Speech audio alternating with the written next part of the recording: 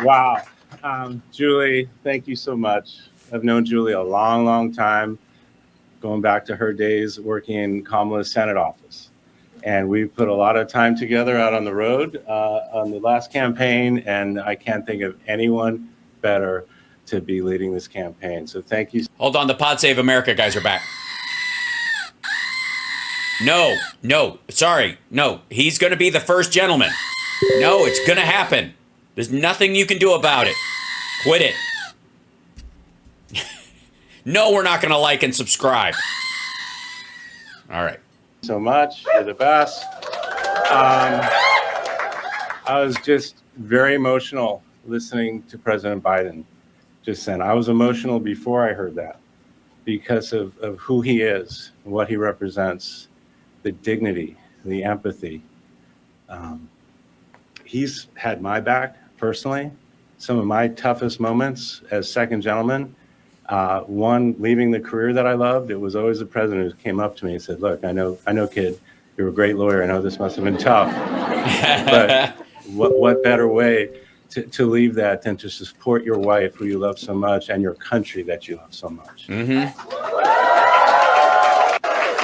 And it's hard to believe it was about 4 years ago, the first time I came to Wilmington is when she got the call from President, then candidate Biden, to be on the ticket.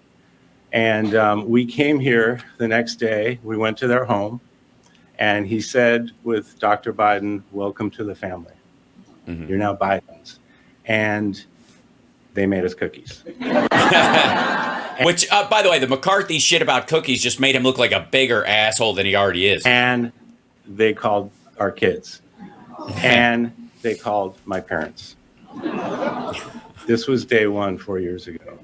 And now look where we are now. To have been able to serve as second gentleman with him as our president, Dr. Biden as our first lady. Unbelievable. Yeah, a male crier after my own heart. And now I get to support my wife, Kamala Harris, running for president of the United States.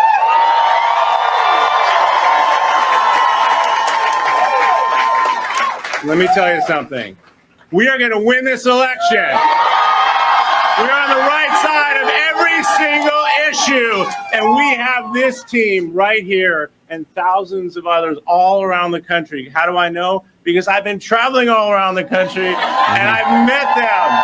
We have an amazing team. You have done an amazing job, and you're going to continue to do that so we can elect Kamala Harris as the next president of the United States of America. So let's hear it for Kamala Harris. Thank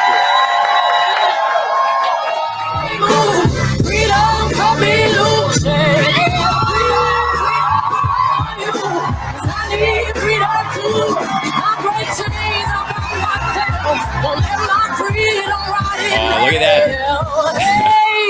Wouldn't it be weird to have two presidents in a row that can kiss their spouse without the spouse going, okay.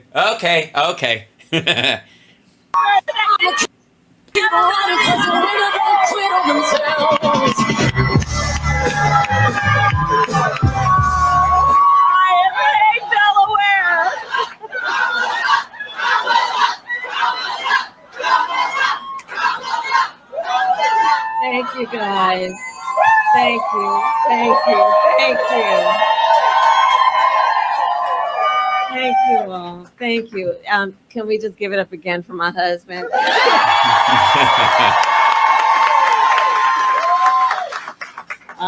All right, I know I'm nitpicking, but also just like deferential to the spouse in a loving way again. Like, again, I want you, because we all just saw Trump and Melania, her making her like contractually obligated appearance at that thing where she's like she's trying to avoid a mosquito bite, and they're just like, hey, again, right? It is so good to hear our president's voice. Joe, I know you're still on the call, and we've been talking every day. You guys heard it from Doug's voice. We love Joe and Jill. We really do. They truly are like family to us. And we do, everybody here.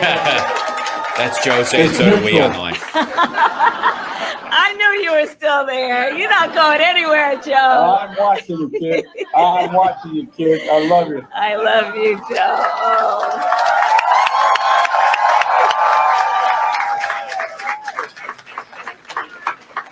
So, Joe, I'm going to recognize some of the electeds who are here, and then I'm going to get back to you. Hold on a second. So let me please acknowledge some extraordinary national leaders who are also dear friends, both to the president and to me.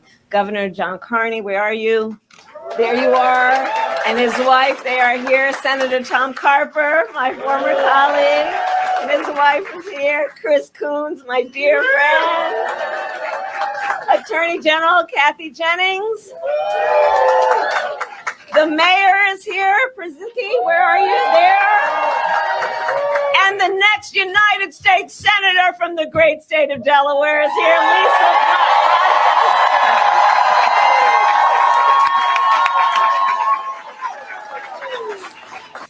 Yeah, I gotta say, I'm a little upset as a comedian that when she becomes president, I won't be able to make fun of how, Trump mispronounces everyone's name and calls them a best friend and still can't remember their first name and has to call them Mr. Congressman, and even when it's a woman. And I know everyone here has seen these elected leaders in this very campaign office on a regular basis. And I know Joe is so thankful to them for their lifelong friendship, but I want to thank them also because you guys have really been carrying some heavy water from the first days of our campaign. So thank you all. This truly is a Delaware family. Thank you. I want to thank Jen O'Malley Dillon. Where is she, Jen? I'm going to talk about her in a minute. Julie Chavez Rodriguez. Sheila Nix. And the entire team that is here. I want to thank all of you and those who are joining from offices across our nation. So Doug and I wanted to stop by today to thank everybody and to express just what we know to be true. You all have been working so hard. The people in this office have been working so hard. Mm-hmm. And you have given so much of yourselves, long days and nights. What you are sacrificing in terms of the time you could be spending with other friends and other family. And you're giving yourselves to our country because you love our country and you love Joe and you love me, and we know that. And so today, just right after Joe made his announcement, it was important for me to continue with his role of leadership in this office, of like him, who has said for many, many, many months, and I say it today, thank you all so very much for what you are doing and what you will continue to do. Mm-hmm. So let's applaud the team. Also, thank God Kamala Harris is continuing the proud tradition of the Biden-Harris team of saying thank you instead of I want to thank. This self-aggrandizing bullshit that Trump does all the time. People will accidentally slip up, but and say it occasionally, but he says it so consistently that it's just I want to thank, and I want to pay attention, I want to notice, I want to recognize, I want to blah, blah. Yeah, do you? Well, then just fucking do it. And that's one of the things that I like the most about Joe, and I love that she's continuing to do it. There you go.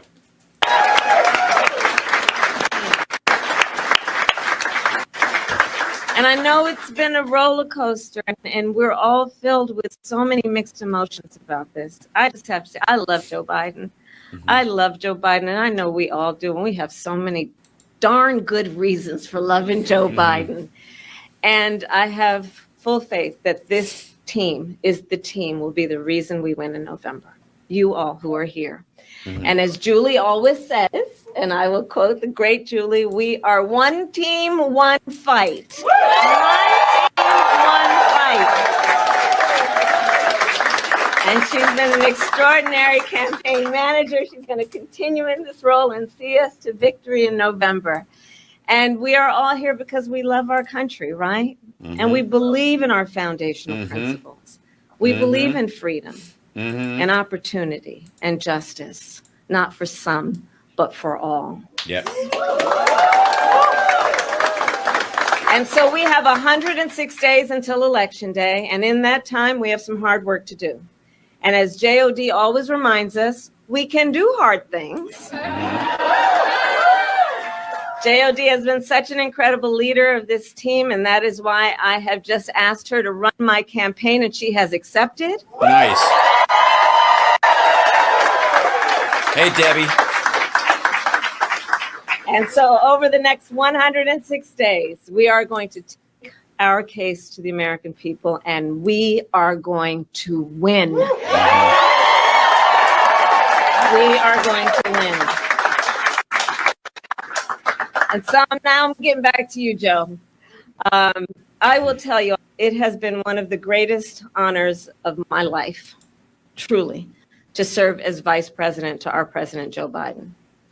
Joe's legacy of accomplishment, just over a lifetime, but just over the last 3.5 years, is unmatched in modern history. In one term, he has already surpassed the legacy of most presidents who served 2 terms in office. Think about it. And I know everyone here in the campaign, we know, but if we don't know, we got a problem. But I'm going to repeat some for those who might be guests at the moment.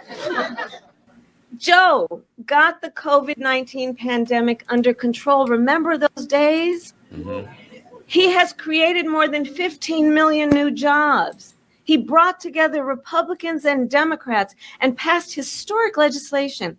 And I'm going to tell you, I'm a firsthand witness to all this work. I would sit with Joe in the Oval Office while he would bring members of both sides of the aisle and talk and listen and help them see what they may have in common and how we can actually work towards solutions. And because of their confidence in Joe, these accomplishments occurred. Joe has stood up for democracy at home, and he has stood up for democracy abroad, and he has always stood up for what he believes is right. And many of you may know, I first came to know Joe through his son, Beau. Beau and I worked together as state attorneys general. And back then, Beau would often tell me stories about his dad. And he would talk about the kind of father and the kind of man that Joe Biden is. And he would talk about the qualities of his father. And the qualities that Beau revered the most are the same qualities that I see every day in our president. His honesty, his integrity, his commitment to his faith and his family, his big, big heart, and his deep love of our country. And I don't need to tell you all, you know Joe's background, right? I mean, he grew up in a middle-class family in Scranton, and he has never forgotten where he comes from. And so again, I am a firsthand witness from being with him in the Oval Office to the Situation Room and seeing him on the global stage with world leaders. President Joe Biden fights for the American people, and we are deeply, deeply grateful for his service to our nation.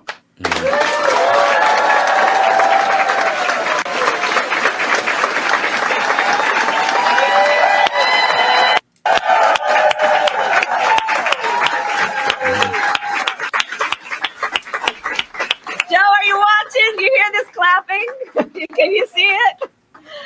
I'm watching. I'm watching. We love you, Joe. You're the best, kid.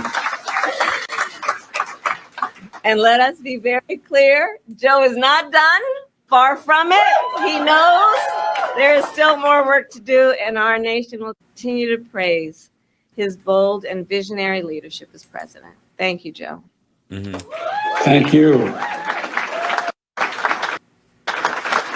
And it is my great honor to have Joe's endorsement in this race. You sure do. And it is my intention to go out and earn this nomination and to win. Also, Katie Tur and her ilk are really annoying in that they're turning that statement that she's using into some sort of like dodge, or they don't think it's automatic or whatever. She is being respectful. She is being the exact same way that Biden would be in this situation. She is not assuming stuff, although she abso-fucking-lutely could. She is going to be the nominee. End of fucking story. And like I said, anybody who tries to fucking, pull off the trail and this is getting sheepdogged, I'm telling you. But she absolutely has every right to say she's the nominee. There's no question, especially now because Pelosi and everybody else has come on. It's a done deal. Let's just be honest. It's, everything's over but the counting. But she is being respectful to that process. And everybody who voted for Joe and Kamala. Period. We voted for the ticket to happen again. Which is one of the reasons why we didn't have, even with people challenging the president, what challenges they were. Dean Phillips and fucking Marianne Williamson and other assholes, making a poke at it. They did not challenge the VP seat. They weren't going, I think I should be the vice president. You know what I mean? They were trying to bump him off the top of the ticket. So fuck them. And no, and she's the nominee, and they can piss off, and that's that.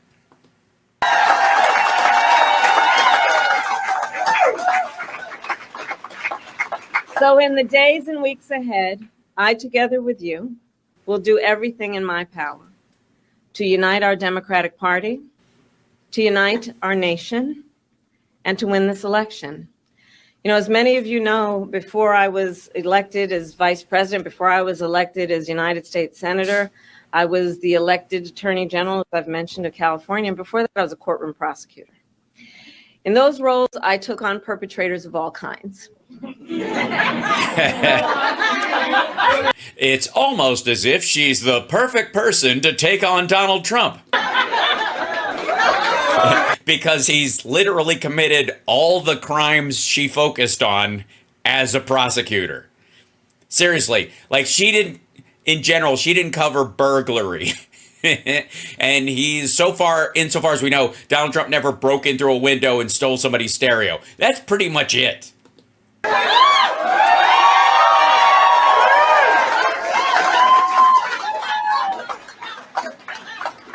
Predators who abused women, fraudsters who ripped off consumers, cheaters who broke the rules for their own gain.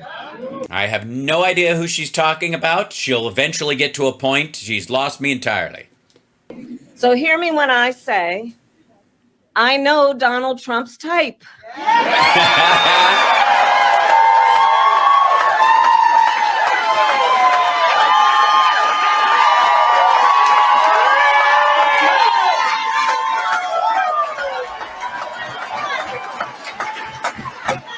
And in this campaign, I will proudly put my record against his.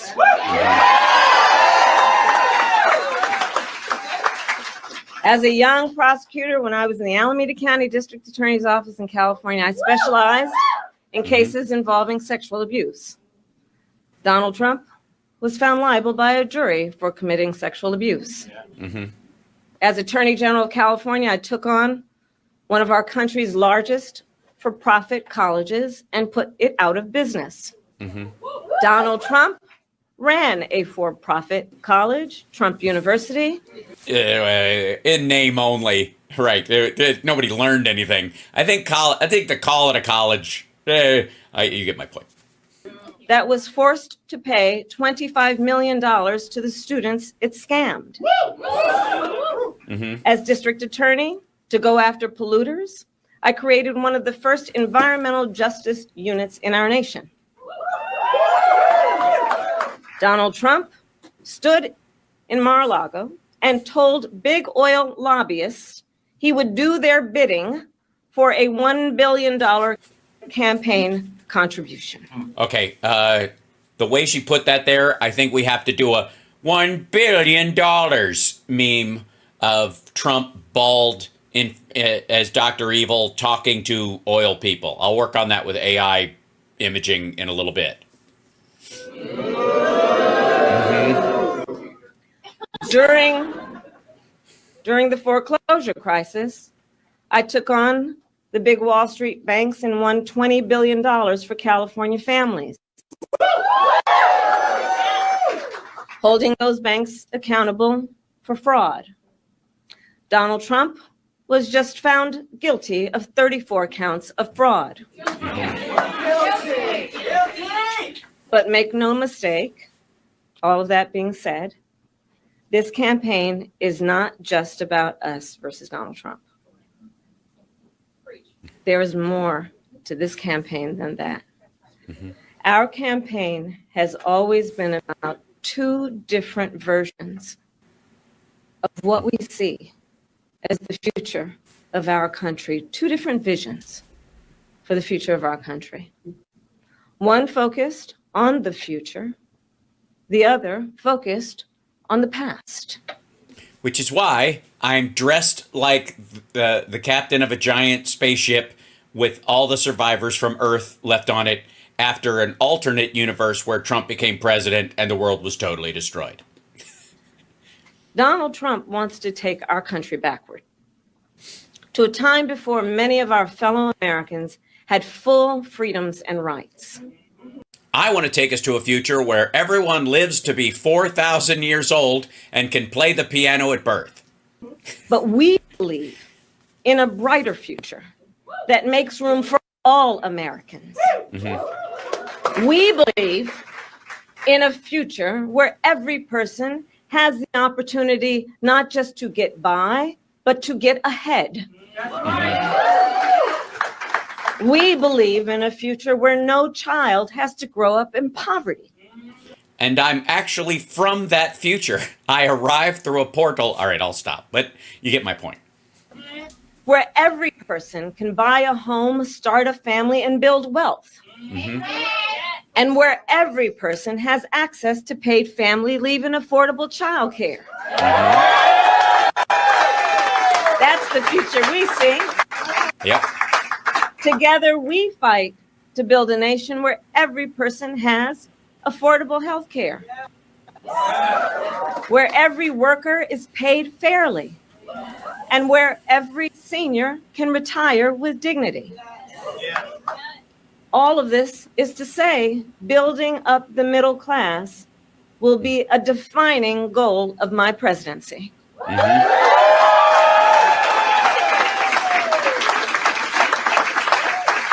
Because we here know when our middle class is strong, America is strong. And we know that's not the future Donald Trump is fighting for. No. He and his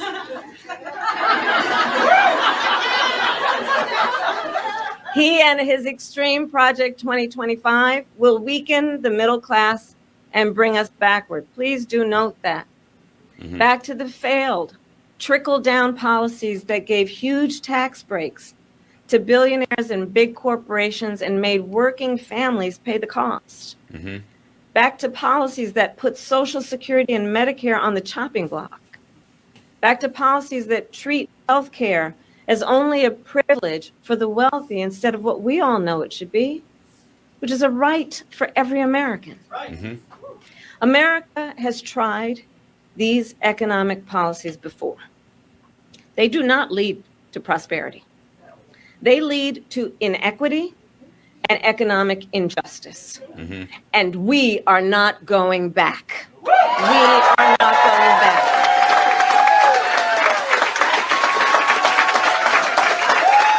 You're not taking us back. Our fight for the future is also a fight for freedom. Thanks, RSI. Generations of Americans before us have led the fight for freedom, from our founders to our framers, to the abolitionists and the suffragettes, to the freedom riders and farm workers.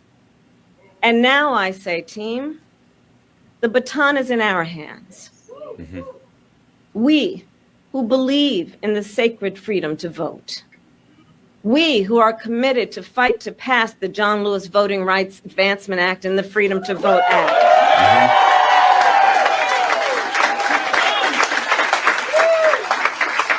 We who believe in the freedom to live safe from gun violence. And that's why we will work to pass universal background checks, red flag laws, and an assault weapons ban. There we go. There we go. There we go. We who will fight for reproductive freedom, knowing if Trump gets the chance, he will sign a national abortion ban to outlaw abortion in every single state, but we are not going to let that happen. Right.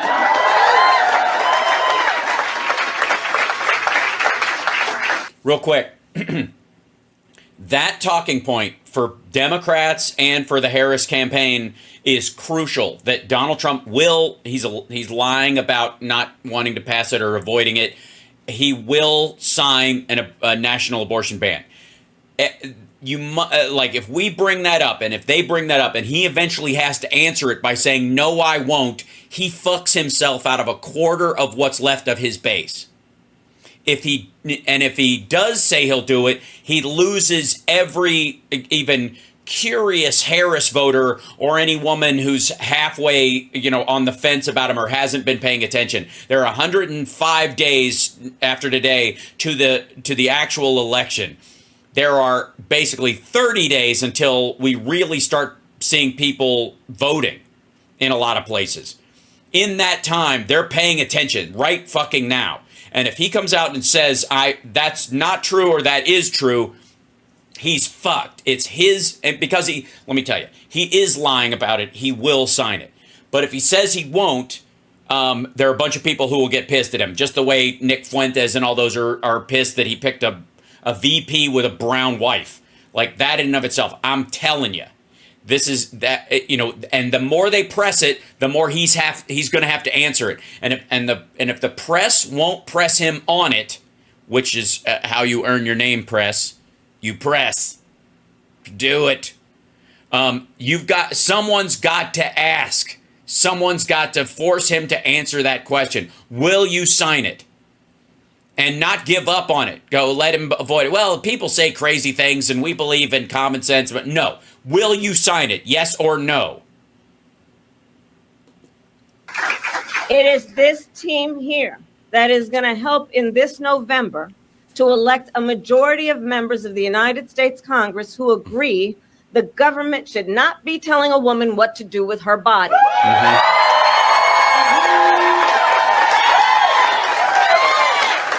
Also, by the way, for all the maggots that might be in the crowd here today, hi, trolls and what have you, real quick, if the government can tell a woman to keep a baby in her uterus, it can also put a chip in you and make it a crime for you to take it out.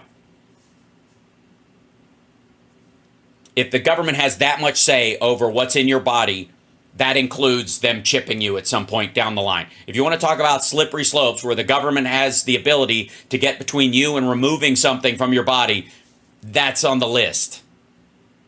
Just letting you know. You can say, nah, they won't. Yes, they fucking will. Also, by the way, it's the next step to licensed pregnancies as well.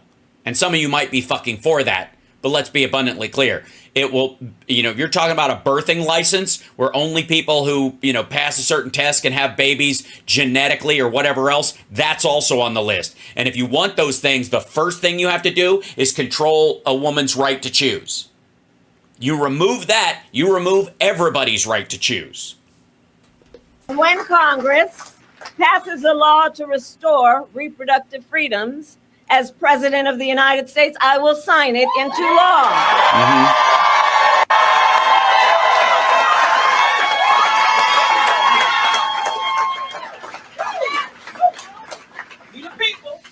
Indeed, we the people. Mm-hmm. So ultimately, to all the friends here, I say, in this election, we know we each face a question: what kind of country do we want to live in? A country of freedom, compassion, and rule of law? Yes. Or a country of chaos, fear, and hate. You all are here Are you sure? Some of you seemed on the fence about that. because you as leaders know we each, including our neighbors and our friends and our family, we each as Americans have the power to answer that question. That's the beauty of it, the power of the people. We each have the ability to answer that question. So in the next 106 days, we have work to do. We have doors to knock on. We have people to talk to. We have phone calls to make. And we have an election to win. So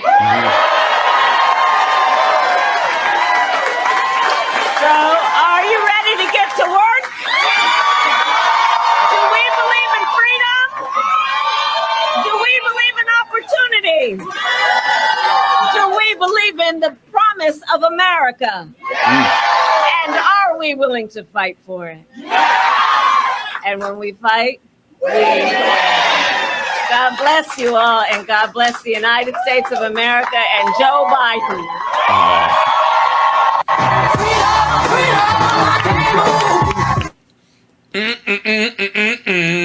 Well, there it goes.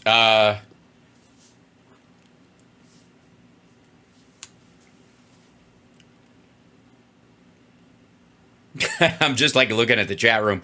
Everybody's like, we're going to do it. This might actually work. Oh, dear God.